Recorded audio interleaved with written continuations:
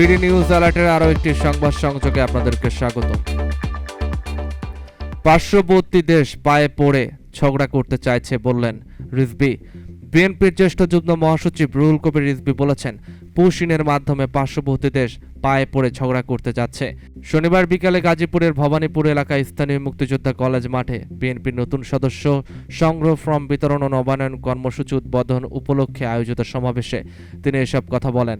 রিজভী বলেন, লন্ডনে ভারপ্রাপ্ত চেয়ারম্যান তারেক রহমান ও অন্তর্বর্তী সরকার প্রধান ডক্টর ইউনূসের বৈঠক নিয়ে অনেকের মনে জ্বালা ধরেছে। কেন জ্বালা রে ভাই, কারণটা কি? আমাদের একটি বন্ধুদল প্রশ্ন করেছে, ওই বৈঠকে নাকি সরকারের নিরপেক্ষতা বিনষ্ট হয়েছে। তিনি প্রশ্ন করেন, আপনাদের ইতিহাসটা বলেন তো ভাই, আপনারা কখন নিরপেক্ষতার সঙ্গে কাজ করেছেন? পাকিস্তান আন্দোলনে আপনারা সমর্থন করেননি। ৭১ সালে স্বাধীনতা যুদ্ধে জনগণের সঙ্গে আপনারা বিরোধিতা করেছেন। আপনারা ৮৬ সালে শেখ হাসিনার সঙ্গে নির্বাচন করেছেন। আপনারা বিএনপি সরকারের বিরুদ্ধে শেখ হাসিনার সঙ্গে আন্দোলন করেছেন। আপনারা এইবার কি করছেন?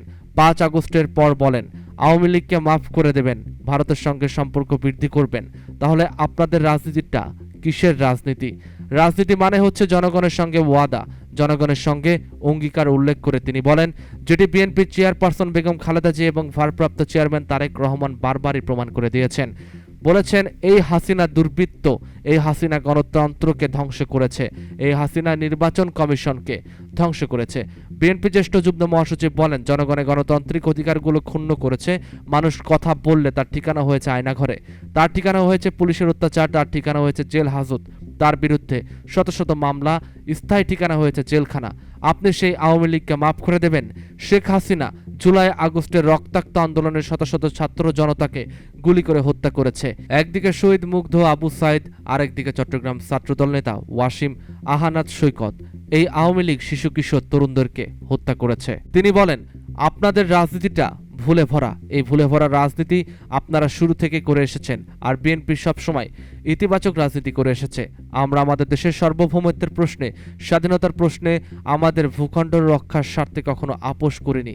খালেদা জিয়া যদি আপোষ করতেন তাহলে তাকে ৫-৬ বছর কারাগারে থাকতে হতো না। তারপর যে জুলুম নির্যাতন তা সহ্য করতে হতো না। রিজভী বলেন, বেগম খালেদা জিয়া আপোষহীন, তিনি জনগণকে কখনো ছেড়ে যাননি।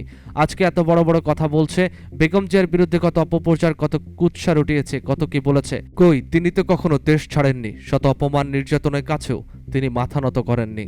এই হলো বেগম খালেদা জিয়া।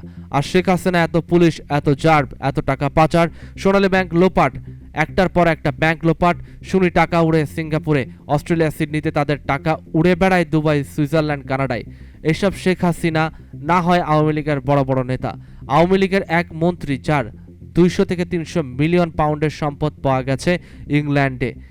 কে এই সাইফুজ্জামান? শেখ হাসিনা ভূমিমন্ত্রী। এর মধ্যে ইংল্যান্ডের পুলিশ 2-3টা সম্পদ জব্দ করেছে। শেখ হাসিনা এর দায় কি? আপনার না? আপনার কি একটা মন্ত্রী একটা ব্যাংক নিয়েছে? এই ব্যাংকগুলোতে কোনো টাকা নেই, জনগণের টাকা খালি করে পাচার করে দেওয়া হয়েছে। এজন্য কি দায় শেখ হাসিনার নেই, আওয়ামী লীগের নেই?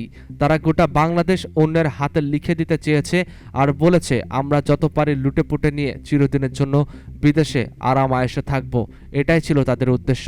তিনি আরো বলেন, তাদের যারা প্রভু তারা এতদিন তো পুশ ইন করেনি, খুবই আসক্ত ছিল। কই, শেখ হাসিনার সময় আপনারা তো পুশ ইন করেননি। গতকালও তারা 20 থেকে 22 জনকে পুশ ইন করেছে। এর মধ্যে 4-5 জনের কাছে ভারতীয় নাগরিকের কার্ডও পাওয়া গেছে। কেন পুশ ইন করছেন? পায়ে পাড়া দিয়ে, গায়ে ধাক্কা দিয়ে পার্শ্ববর্তী দেশ কি ঝামেলা পাকাতে চায় বাংলাদেশের সঙ্গে?